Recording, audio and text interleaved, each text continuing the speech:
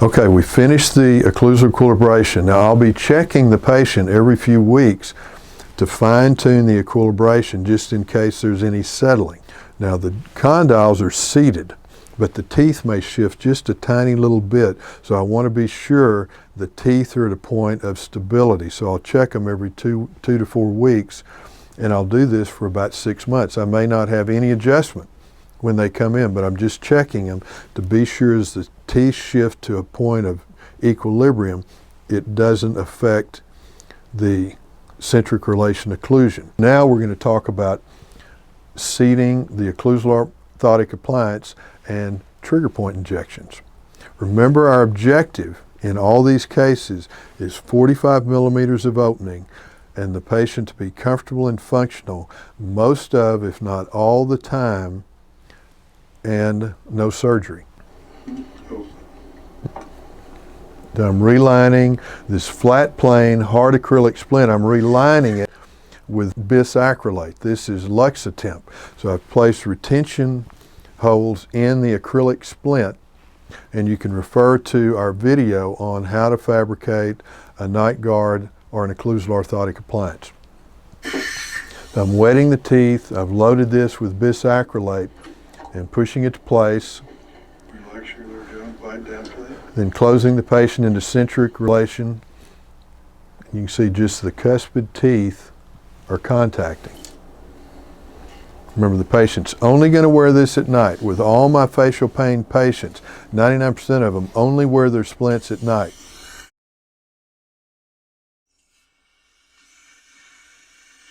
Sometimes I'll see patients being treated, somewhere else for myofascial pain or intra-articular problems, and they'll be wearing the splint 24/7. Well, the only reason I would do that is if I thought the patient was, I wasn't really sure if I wanted to treat them or not, and I didn't want to do anything irreversible until I tested them for a while. And so that's the benefit of wearing a splint all the time, is it's reversible. But most of the time I don't do that. I go straight to equilibration, and then once you've equilibrated the patient and lips together, teeth apart, have the patient hum, take a deep breath, that puts the lips together, teeth apart, remembering the only time the teeth should contact is when they swallow. Have the patient do this, and you do this also. Put your fingers on your master muscle and squeeze your teeth together. When you do, you'll feel those muscles contract. Now, put your teeth apart and put the fingers on the muscle and try to contract the master muscle or the temporalis.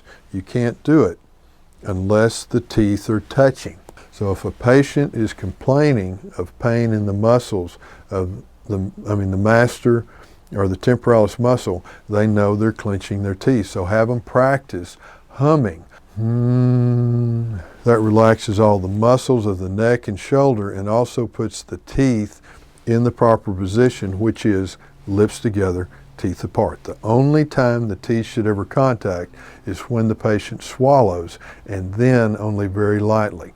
Okay, so I'm removing the excess, lifting the splint slightly off the teeth and placing water as a lubrication, letting it set initially, and then we'll trim this. Then it's back to the mouth after trimming, and I only want the contacts on the anterior teeth. I'm checking, and she's grinding as hard as she can to be sure there are no posterior contacts. Because remember, what happens if the posterior teeth are contacting? More muscle fibers are contracting, puts more stress on the system. We want to eliminate as much stress as we possibly can when the patient has no governor while they're sleeping. Open.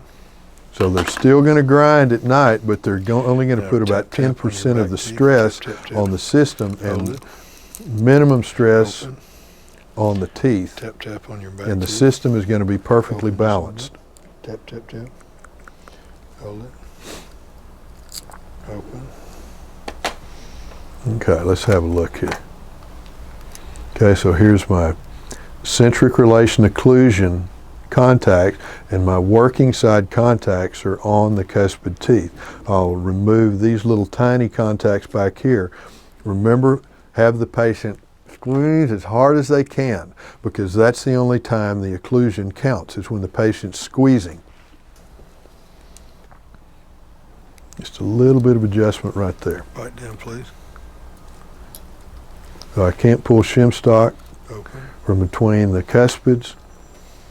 Bite down. Open. So all the centric relation contacts and the eccentric contacts are all on the anterior teeth. Good. And to review, that causes 80-90% of the muscle fibers of the muscles of mastication not to fire. Cannot stop a patient from bruxing their teeth at night. Some of you will think there's a reason that, or there have been those that say correcting the occlusion will cause people to stop bruxing. That's just not true. They'll still brux. Some people brux and some people don't. And I've had people tell me that if you have pinworms, you'll grind your teeth at night. Well, whatever the reason, some people grind and some people don't at night where they're sleeping. So what we want to do is minimize the stress on the system and not let the teeth be in contact when they're grinding so they don't wear the teeth. But with this splint in at night, 80 to 90% of the muscle fibers are not contracting, so they're going to put minimum stress on the system, and it's a perfectly balanced system. Centric relation occlusion. My daughters received a Nightguard just like this when they were 16 and had stopped growing. What I know is the chances of them ever developing a TMJ or myofascial pain problem are minimum, and their teeth will be the same length they are when they were 16 when they're 80 if they wear that every night, unless they're in some type of a dental accident. Perfect, Lisa. And reducing all the posterior contacts, no posterior contacts. And this is when the patient bites as hard as they can and grinds. That's the only time it counts. If you have them bite lightly on the splint, but you don't have them grind, then they may be contacting right back here.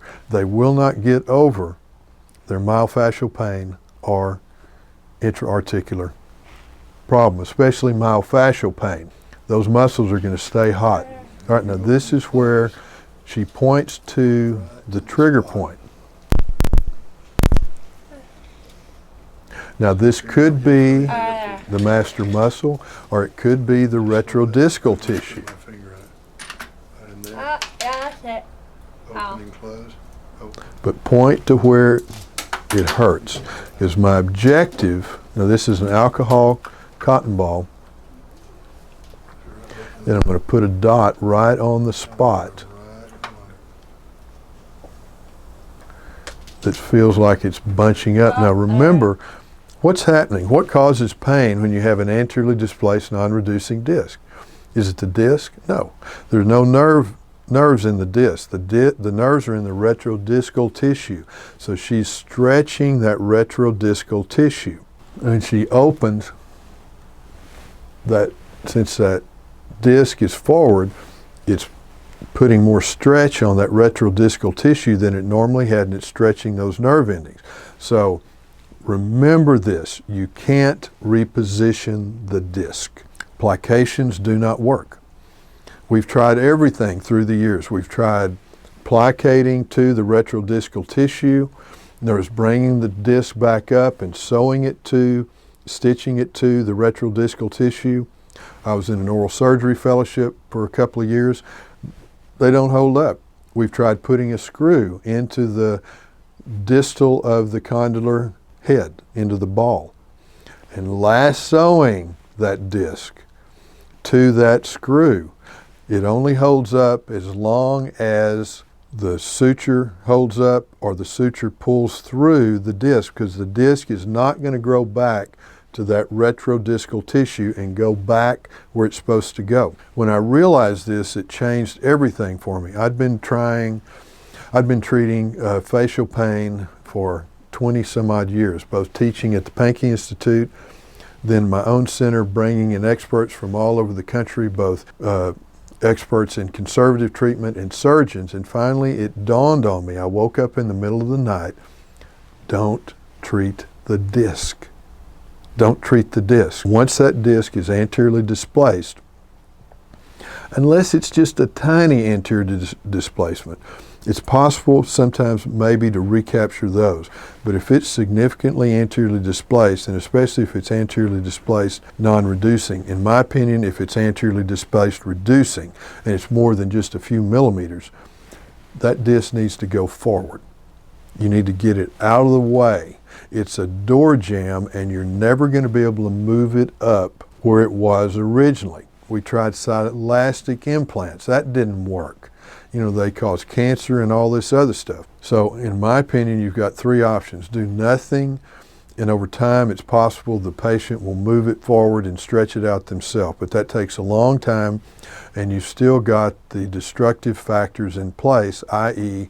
the malocclusion, running on the leg shorter than the other, and there's nothing to protect the occlusion of the system at night when they're grinding, i.e.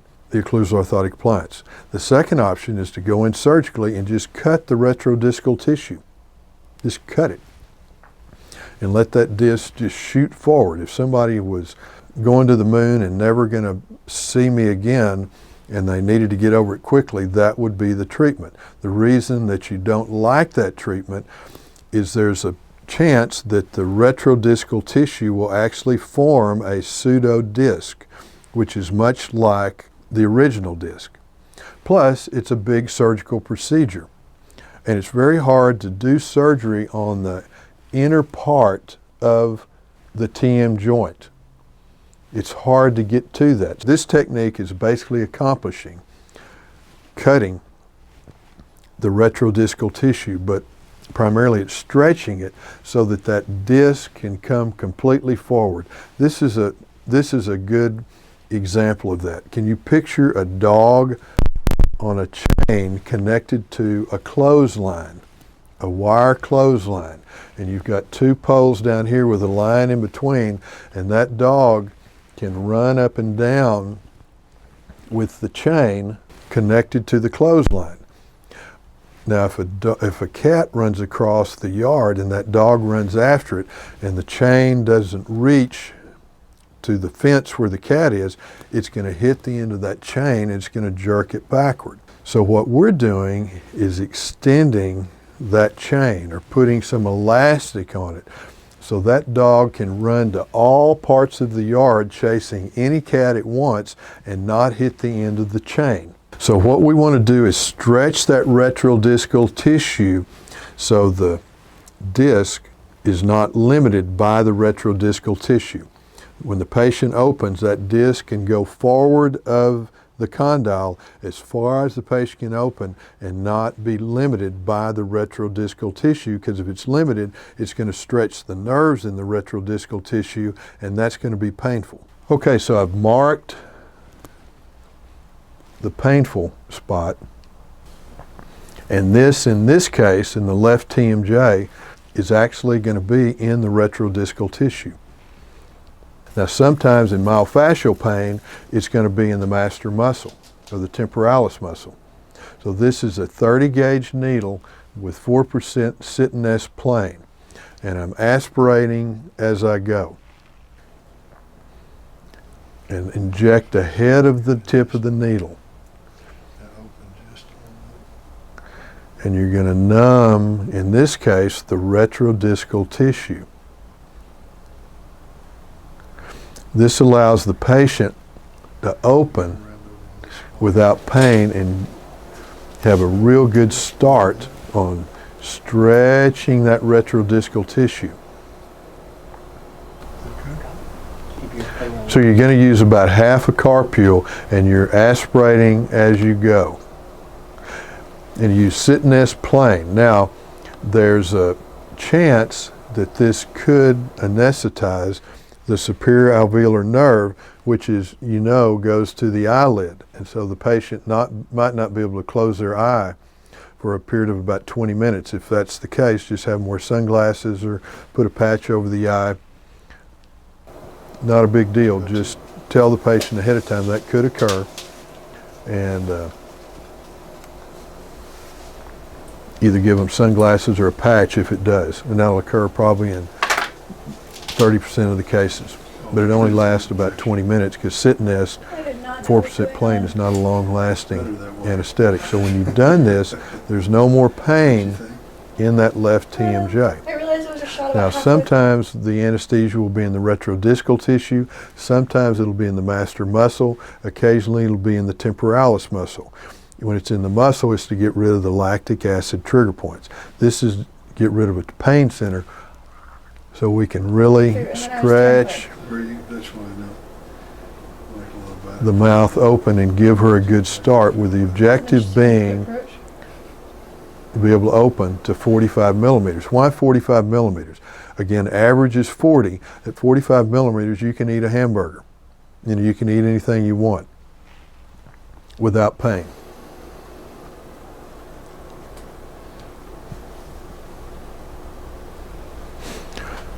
So just massaging that in and let that sit about a half a carpule. Does that feel a little better? And I'm asking her if she has any pain, and she says no. You feel a pain now that you did a while ago? So these cotton, Less. these tongue pressors are a perfect tool for stretching that retrodiscal tissue.